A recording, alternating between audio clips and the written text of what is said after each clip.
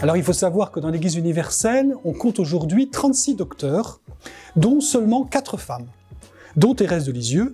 Alors je vous dis les autres, pour votre information, Thérèse d'Avila, Catherine de Sienne, Sainte Hildegarde de Bingen. Thérèse de Lisieux est donc docteur de l'Église. Alors pour être docteur de l'Église, il faut proposer une forme de nouveauté dans la compréhension de l'Évangile, dans la compréhension de la révélation divine. Il faut que cet enseignement soit valable jusqu'à la fin des temps, jusqu'au retour du Christ, et puis que cet enseignement soit universel, c'est-à-dire adressé à tous les chrétiens du monde entier, quel que soit le lieu sur la terre, et quelle que soit l'époque. Thérèse a donc été désignée docteur de l'Église par le Saint-Pape Jean-Paul II le 19 octobre 1997. Nous fêtions cette année-là les 200 ans de la mort de Thérèse. C'était à Rome, et il a édité pour cela une lettre apostolique, La science du divin amour. Alors pourquoi Thérèse est docteur? Parce que, dit le pape, exprime le pape de façon très synthétique dans ce texte, elle a pu développer une sagesse étonnante, sans avoir fait de grandes études, une sagesse dans la compréhension de notre foi, une sorte de synthèse lumineuse de ce qu'est le cœur de notre foi.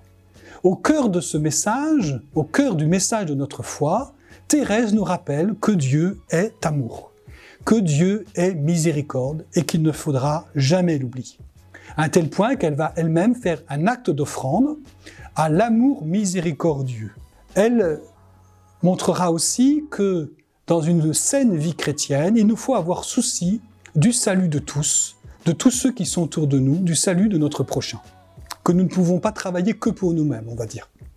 Et enfin, elle va montrer que l'enfance spirituelle est un chemin privilégié pour aller vers Dieu, pour aller vers cet amour divin, cet amour de miséricorde.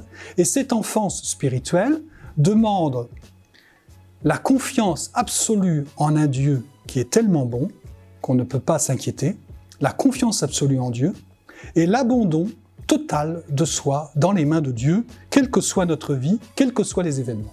On pourrait ajouter aussi que Thérèse refait découvrir, avant même que le Concile Vatican II ait pu le redire de façon solennelle, nous refait découvrir l'importance de l'Écriture sainte, le mystère de l'Église et des vocations diverses dans l'Église, vocations complémentaires, l'appel de la sainteté de tous les baptisés, quelle que soit leur vocation, et enfin la place unique et privilégiée de Marie dans l'Église et à nos côtés.